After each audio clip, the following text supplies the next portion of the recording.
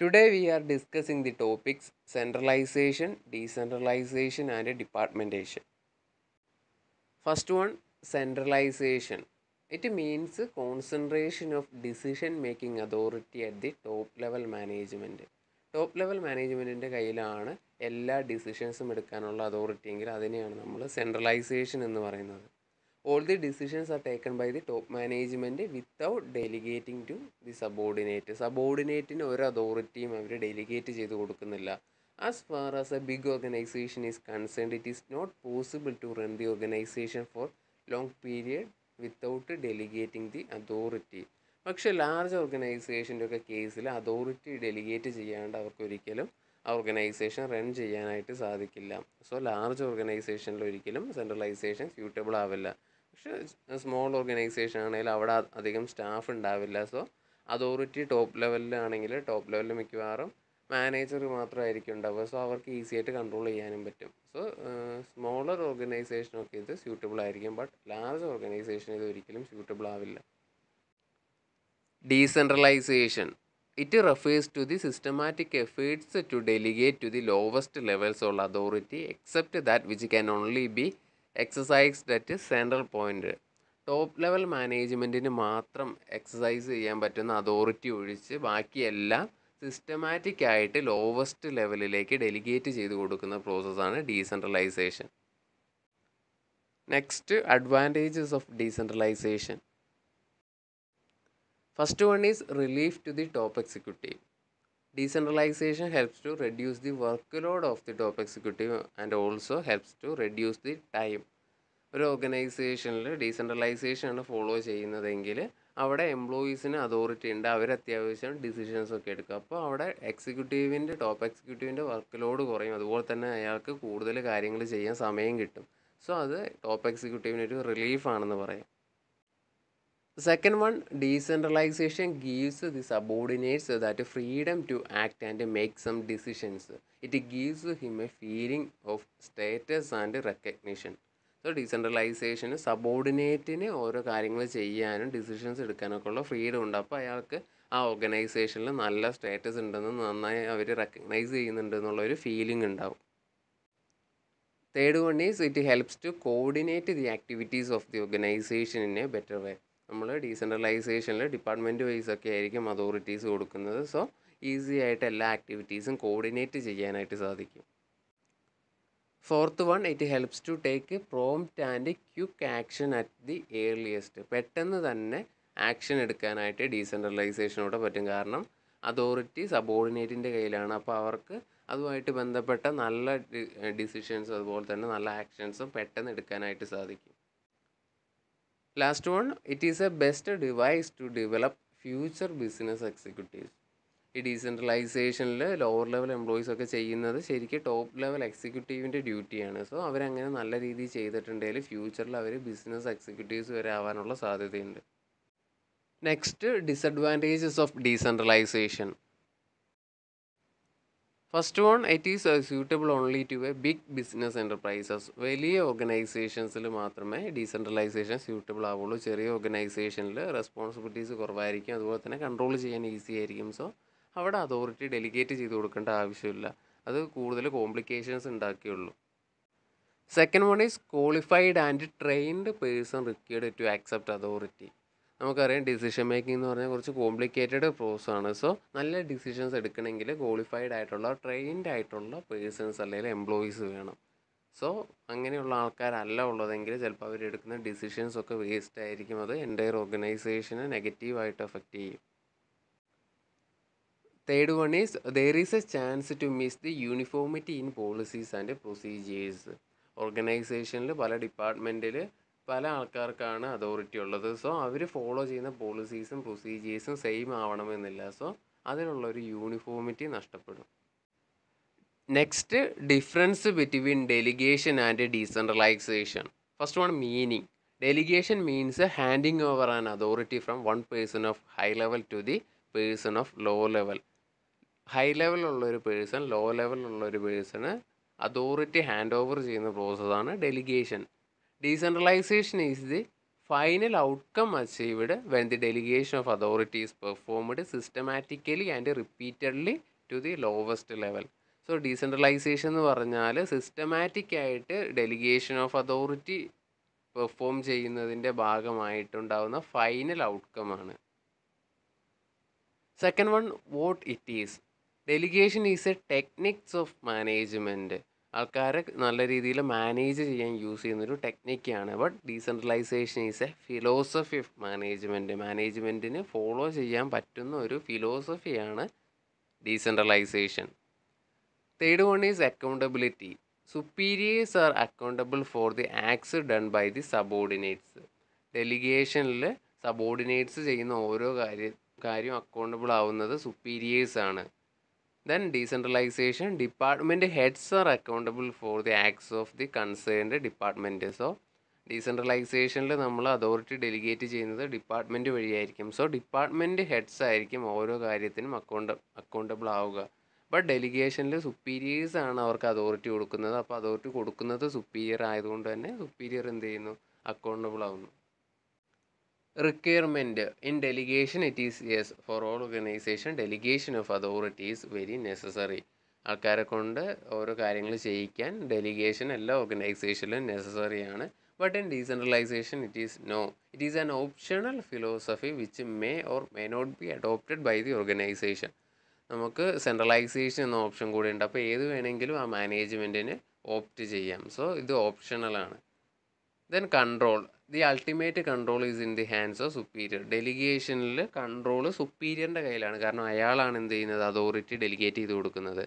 In decentralisation the overall control vest with top management and delegates authority for the day to day control to the departmental heads. So ഡീസെൻട്രലൈസേഷനിൽ overall control top മാനേജ്മെൻറ്റിൻ്റെ കയ്യിലാണ്. കാരണം top management ആണ് ഈ decentralisation structure form ചെയ്യുന്നത്. And delegate authority for the day to day control to the departmental heads. Daily നടക്കുന്ന കാര്യങ്ങളുടെയൊക്കെ control ആ ഡിപ്പാർട്ട്മെൻറ്റ് ഹെഡ്സിൻ്റെ കയ്യിലായിരിക്കും. അവരാണ് ഇതിന് accountable. Then last one, on the basis of relationship. In delegation it creates superior subordinate relationship. Superior authorities delegate ചെയ്ത് കൊടുക്കുമ്പോൾ അവർ തമ്മിൽ നല്ലൊരു റിലേഷൻഷിപ്പ് ഉണ്ടാവും. In decentralization it is a step towards creation of semi autonomous units. സ്വയം ഓരോ കാര്യങ്ങൾ ചെയ്യാൻ പര്യാപ്തമായ യൂണിറ്റ് ക്രിയേറ്റ് ചെയ്യുക. അതാണ് ഡീസെൻട്രലൈസേഷനിൽ വരുന്നത്. Next topic is ഡിപ്പാർട്ട്മെൻറ്റേഷൻ.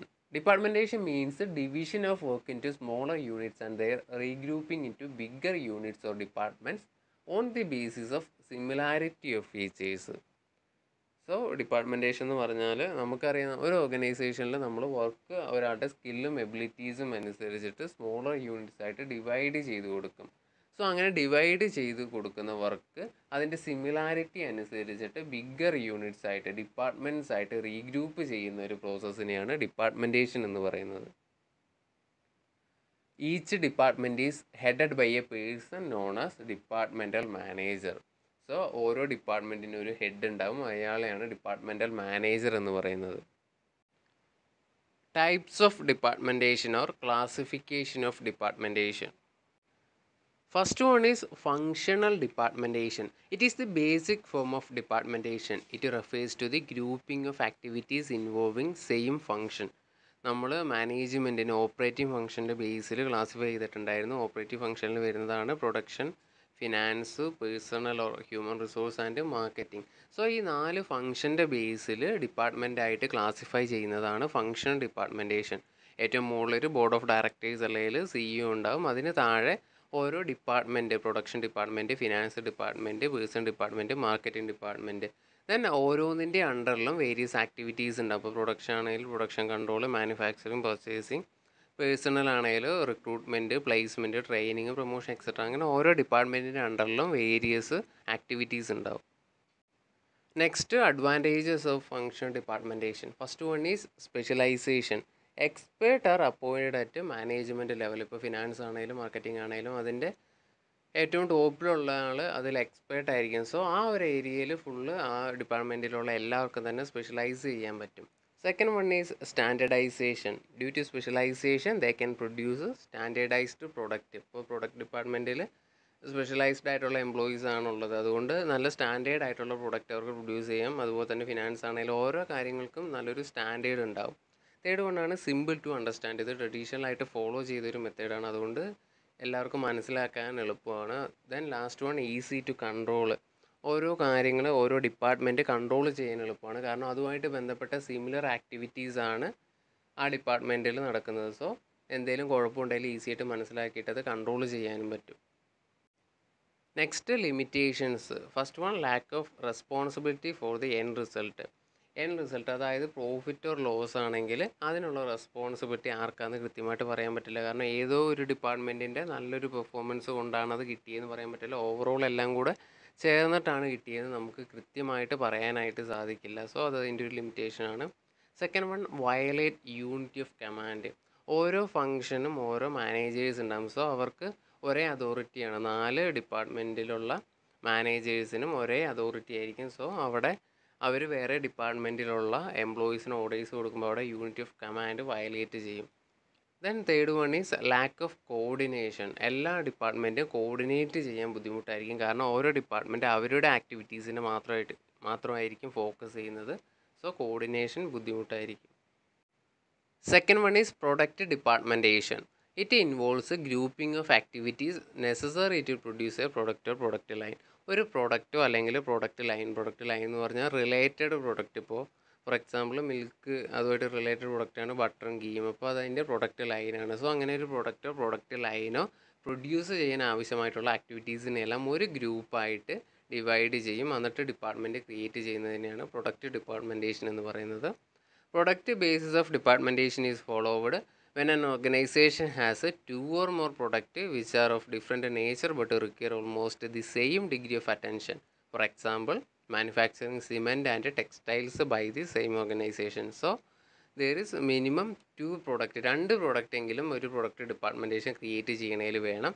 അതുപോലെ തന്നെ ആ പ്രൊഡക്റ്റ് ഡിഫറെൻറ്റ് നേച്ചർ ആയിരിക്കണം. അതുപോലെ തന്നെ രണ്ടിനും ഒരേ രീതിയിൽ നമുക്ക് അറ്റൻഷൻ കൊടുക്കേണ്ടതായിരിക്കണം. എക്സാമ്പിളായിട്ട് സിമെൻറ്റും ടെക്സ്റ്റൈൽസും രണ്ടും രണ്ട് നേച്ചറിലുള്ള പ്രൊഡക്റ്റാണ്. അതുപോലെ തന്നെ രണ്ടിനും ഒരേ രീതിയിൽ അറ്റൻഷൻ കൊടുത്തില്ലെങ്കിൽ രണ്ടിൻ്റെയും പ്രൊഡക്ടിവിറ്റി അല്ലെങ്കിൽ അതിൻ്റെ ഒരു ക്വാളിറ്റി കുറയാനുള്ള സാധ്യതയുണ്ട്. Next advantages of product departmentation. First one better customer service. നമ്മൾ പ്രൊഡക്റ്റിനെ ഫോക്കസ് ചെയ്യുന്നത് കൊണ്ട് തന്നെ നല്ല ക്വാളിറ്റി പ്രൊഡക്റ്റ് ഉണ്ടാക്കാനായിട്ട് സാധിക്കും. സോ അവിടെ കസ്റ്റമർക്ക് നല്ല സർവീസ് നല്ല പ്രൊഡക്റ്റ് കൊടുക്കാനായിട്ട് പറ്റും. Second one it locate unprofitable lines. നമുക്ക് ഏത് പ്രൊഡക്റ്റാണോ പ്രോഫിറ്റബിൾ അല്ലാത്തത് എന്ന് കൃത്യമായിട്ട് മനസ്സിലാക്കാൻ പറ്റും. Third one increased efficiency. ഓരോ ഡിവിഷനും ഓരോ പ്രൊഡക്റ്റ് ഉണ്ടാക്കുന്ന ഡിപ്പാർട്ട്മെൻറ്റ് മാക്സിമം പ്രോഫിറ്റ് അറ്റൈൻ ചെയ്യാനായിട്ട് ശ്രമിക്കും. സോ അങ്ങനെ നോക്കുകയാണെങ്കിൽ ആ ഓർഗനൈസേഷൻ്റെ എഫിഷ്യൻസി കൂടും. Then fourth one specialisation on പ്രൊഡക്റ്റിൽ അവർക്ക് സ്പെഷ്യലൈസ് ചെയ്യാനായിട്ട് സാധിക്കും. Then limitations of product departmentation. First one coordination become complex. So different product ആയതുകൊണ്ട് തന്നെ ആ എല്ലാ ഡിപ്പാർട്ട്മെൻറ്റും കോർഡിനേറ്റ് ചെയ്യുന്നത് ബുദ്ധിമുട്ടായിരിക്കും. Then chance of conflict. ആ ഓർഗനൈസേഷനിൽ ഡിഫറെൻറ്റ് ഡിവിഷൻസ് ആയിരിക്കും ഉണ്ടാവുക. സോ അവർ തമ്മിൽ ചിലപ്പോൾ നന്നായിട്ട് പോകണമെന്നില്ല, ഓരോരുത്തരും അവരുടെ പ്രൊഡക്റ്റിൻ്റെ കാര്യം മാത്രമായിരിക്കും നോക്കുക, ബട്ട് കമ്പനി എന്താണ് സെയിം ആണ്. സോ അവിടെ ഒരു കോൺഫ്ലിക്റ്റ് ഉണ്ടാവാനുള്ള സാധ്യതയുണ്ട്. Third one is territorial or geographical departmentation. Here the grouping of department is done on the basis of geographical region or territories. This form of departmentation can be useful where business is on national or international level. So territorial or geographical ഡിപ്പാർട്ട്മെൻറ്റേഷനിൽ പറയുന്നത് ഒരു department create ചെയ്യുന്നത് ഓരോ geographical area vice ആയിരിക്കും. ഇപ്പോൾ ഇന്ത്യയിലാണെങ്കിൽ പല ഏരിയയിലായിരിക്കും അവർ business operate ചെയ്യുന്നത്. So different product ആണെങ്കിലും എല്ലാം കൂടെ ഒരു ഡിപ്പാർട്ട്മെൻ്റ് ആയിരിക്കും മെയിൻറ്റെയിൻ ചെയ്യുക. അങ്ങനെ ഒരു ഏരിയയിൽ ഒരു ഡിപ്പാർട്ട്മെൻറ്റ് അങ്ങനെയായിരിക്കും ഡിപ്പാർട്ട്മെൻറ്റ് ക്രിയേറ്റ് ചെയ്യുന്നത്. ഇൻ്റർനാഷണൽ ലെവലിൽ നാഷണൽ ലെവലിലൊക്കെ ബിസിനസ് നടത്തുന്നവർക്ക് ഇത് യൂസ്ഫുൾ ആയിരിക്കും, കാരണം അവർക്ക് പല ബ്രാഞ്ചസ് ക്രിയേറ്റ് ചെയ്യേണ്ടി വരും. സോ ഓരോ ഏരിയയിലും ഓരോ ഡിപ്പാർട്ട്മെൻറ്റ് ഉണ്ടാവുന്നതായിരിക്കും നല്ലത്. Advantages of territorial departmentation. First one it can cater local requirements. ഓരോ റീജിയൻ്റെയും നീഡ് അനുസരിച്ചിട്ട് അവരുടെ റിക്വയർമെൻറ്റ്സ് മീറ്റ് ചെയ്യാനായിട്ട് പറ്റും. Second one is decentralisation of authority. നമുക്ക് പല ടെറിട്ടറിയിൽ പല ഡിപ്പാർട്ട്മെൻറ്റ് ഉള്ളത് കാരണം അവിടെ എല്ലാം ഡീസെൻട്രലൈസേഷൻ ഫോളോ ചെയ്യാനായിട്ട് പറ്റും. Third one performance of each unit can be measured. ഓരോ യൂണിറ്റിൻ്റെയും പെർഫോമൻസ് നമുക്ക് സെപ്പറേറ്റ് ആയിട്ട് മെഷർ ചെയ്യാൻ പറ്റും. സോ അങ്ങനെ പ്രോഫിറ്റബിൾ ആയിട്ടുള്ള യൂണിറ്റ് മാത്രം മുന്നോട്ട് പോയാൽ മതി എന്നുള്ള ഡിസിഷൻ എടുക്കാനും പറ്റും. ദെൻ ലിമിറ്റേഷനിൽ ഫസ്റ്റ് വണ്ണാണ് കമ്മ്യൂണിക്കേഷൻ പ്രോബ്ലം. നമുക്കറിയാം പല ഏരിയയിലാണ് അവരുടെ ഡിപ്പാർട്ട്മെൻ്റ് ഉള്ളത്. സോ അവർ തമ്മിലുള്ളൊരു കമ്മ്യൂണിക്കേഷൻ ഡിഫിക്കൽട്ടായിരിക്കും. Second one difficult in coordination. എല്ലാം കൃത്യമായിട്ട് കോർഡിനേറ്റ് ചെയ്യാൻ പറ്റില്ല. കാരണം പല ഏരിയാസിലുള്ള ആക്ടിവിറ്റീസ് കോർഡിനേറ്റ് ചെയ്യാന്ന് പറഞ്ഞാൽ നല്ല ഡിഫിക്കൽട്ടായിരിക്കും. Then third one is more personnel required. Personnel എന്ന് പറഞ്ഞാൽ കൂടുതൽ എംപ്ലോയീസ് ആവശ്യമായിട്ട് വരും. പല ഏരിയയിൽ സെയിം വർക്ക് ചെയ്യാൻ തന്നെ പല എംപ്ലോയീസിനെ അപ്പോയിൻറ്റ് ചെയ്യേണ്ടതായിട്ട് വരും. Fourth one is process departmentation. In this, processes involved in production of a product are taken as basis for departmentation. ഒരു പ്രൊഡക്റ്റ് ഉണ്ടാക്കുമ്പോൾ സാധാരണയായിട്ട് ധാരാളം പ്രോസസ്സിലൂടെ ആയിരിക്കും അത് കടന്നു പോകുന്നത്.